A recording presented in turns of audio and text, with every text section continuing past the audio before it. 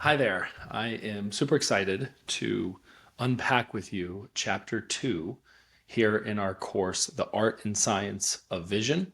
This is chapter 2, Walk by Faith. This is actually one of our core values at MyCore. And it's our first core value at MyCore, and it's a really, really important one. I'm so humbled and proud of the masterclass this past week. I watched the replay on a flight from San Francisco back to here, Jacksonville, Florida. Curtis and Susan Marie Almquist, our chief culture officer and our chief growth officer, led such an amazing discussion, such an amazing class, a master class on the very topic. So I'm going to condense what was an hour of masterminding and unpacking into a handful of minutes. And I'm just going to give some insights as part of our mini series within each of our courses. So I have my handy dandy iPad Pro here to help me, and I'm going to go into the school platform. As a member of the Academy, you are in school, on school, and you can go right in there. You can go to the classroom. You can open up this course, and then right at the top of the modules, there is a section that says course syllabus. Then you can click on that course syllabus, and up will pop this beautiful image right here. Hopefully you can see it. All right. And then I will skip forward to chapter 2, where it reads, Walk by Faith. In life and business, the path ahead often feels unclear, filled with challenges and uncertainties. Inspired by the timeless wisdom to walk by faith, not by sight, this chapter explores how maintaining faith can guide us through the unknown. You'll learn how to trust the vision, embrace resilience, and persevere despite obstacles, ultimately bringing your dreams and goals to fruition. I love that.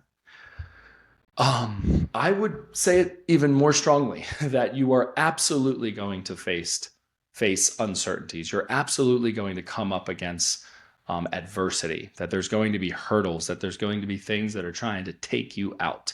And I would even say that the challenges you face, the obstacles that you face, will be in direct proportion to how big the vision is, how meaningful the vision is that you hold in your heart and you hold in your head. So if you're thinking small, right, the outcome, the output, the impact is small, well, then the resistance will probably be pretty small. But if you're thinking big, right, and you're thinking vast, and you're thinking deep, and you're thinking huge impact, high impact, like I intend to leave a dent on the planet, well, then you're probably going to be met with all kinds of resistance, all kinds of hurdles, all kinds of challenges. So that just is a little bit of a disclaimer. It's also an encourager, because if you say, hey, Nathan, I've got something that's kind of big. I feel like I've gotten this download that I'm supposed to make a difference in this way. And I don't know how I'm going to be able to do it. I'm not even sure what it's going to be. I struggle even on why I'm doing this, but just something in who I am is compelling me to walk this out. Well, then be encouraged, because that resistance, that struggle, that moment that you're in right now is meant for you. It's meant to help you become more, right? To be able to develop and to grow into who you would have to be to not just meet or reach the vision, but to be able to steward it and to be able to walk it out indefinitely. And you got to think ahead. I mean, like far ahead. Like you have to imagine, who would I have to be to not only just accomplish this and not only just steward this, but to be able to have a succession of this? How would I be able to pass this on to the next generation? How would I be able to develop a leader or several leaders to be able to take this vision forward long beyond my time? So those are all things that just require faith, however you define that faith. For me, I'm a Christian. It's a very specific type of faith, but faith is faith, right? And like a muscle, it has to be built, right? It has to be, constantly torn down and built back up, right? Meaning challenged and then strengthened, and then challenged and then strengthened. And I want to give you 3 questions, which kind of double as 3 points, 3 kind of bullet points on the best way to approach this. So let me ask you those questions. They're part of this chapter. And if you were on the masterclass live, or if you catch it on the replay, you'll be able to see this in greater detail and experience this. But here's the questions. Who are the key people you need by your side to bring this vision to life?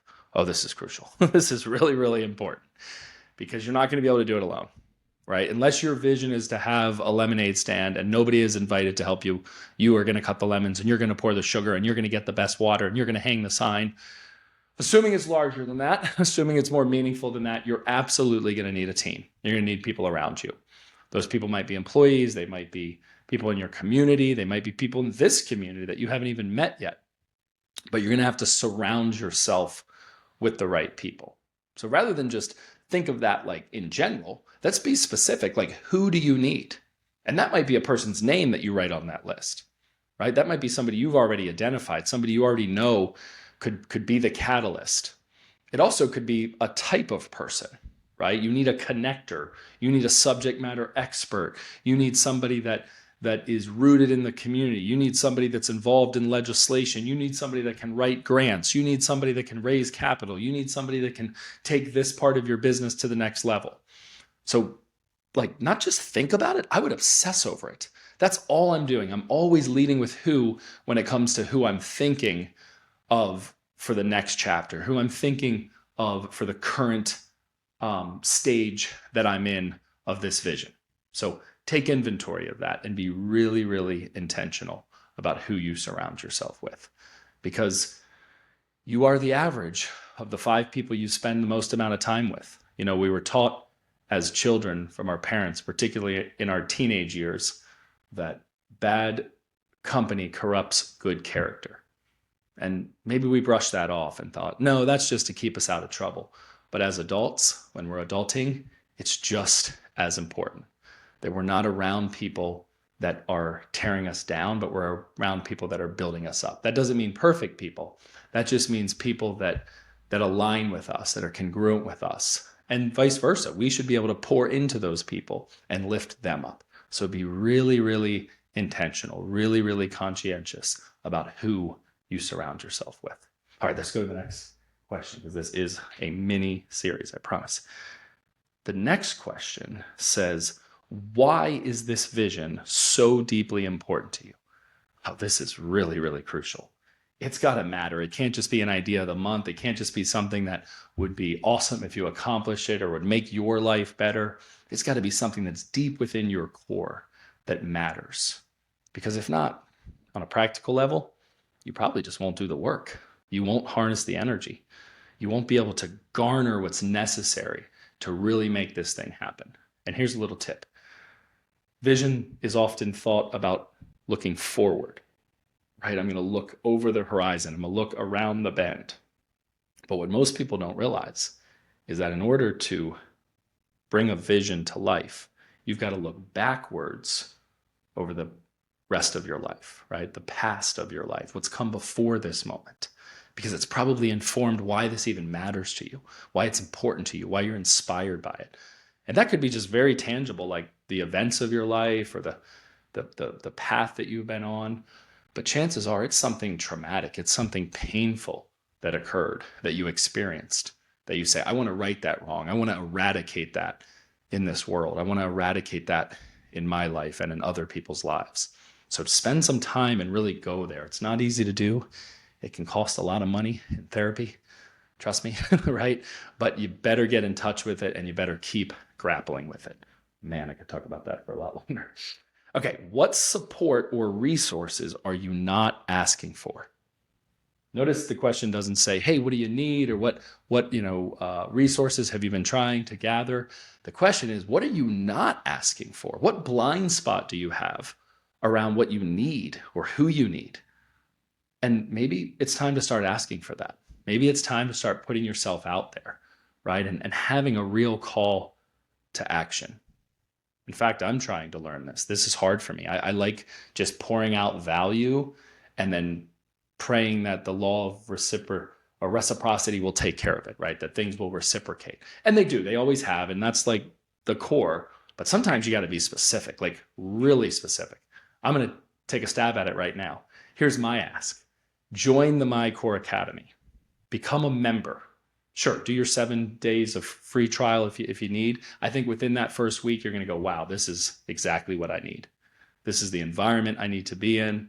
These are the people I need to surround myself with. This is the content I need to be consuming. I can't just live on Scroll City, right? I've got to dive into this material and make it part of who I am and make it something that I'm unconsciously competent to. So join the Academy, become a member, and invest. It's not a large investment, and I don't mean that flippantly. I know money's tight in this day and age and that we're in kind of a weird time in our economy, but at $27 a month, I mean, you're talking about maybe 1 or 2 of your streaming services that you could replace this with. Okay, so that's my ask, is that you help us build the Academy, because we're in a launch phase right now, and our first goal is to get to 100 members, and we're almost about halfway there, and we launched like less than 2 weeks ago, which is very exciting. So that's my ask, and a little bit of taking product of my own product, if you will, or being congruent with the material. So just to recap, you're not going to have it all figured out ever, right? What's going to matter is that you surround yourself with the right people so that you're continuing to become and unbecome the right person. You're going to have a real strong reason and purpose and mission for bringing this vision to life. And then you're going to have to constantly be asking, right? You're going to have call to actions, and you're going to have to be humble enough to ask for what you need. And sometimes you get to do that in an exciting way, and sometimes you have to do that in a really humble, tough way. But you got to build the muscle for asking. So that's my mini series. Super stoked to go to the next chapter of this course, Lead with Who, which is like the blueprint for my life. It's the blueprint for the way I built MyCore. It's the blueprint for the way I do everything. And it's such an important chapter that I'm already gearing up. I've got a different shirt that I'm going to put on for some content, right? I'm like right now building the entire course, Lead with Who. So it's going to be exciting this next week, because we're going to have a masterclass on it. We're going to have a worksheet on it. We're going to have a mini series just like this, and that will all be teeing up our next course, Lead with Who. Hope you're having a fantastic day. We'll see you on the masterclass this week. Bye-bye. God bless.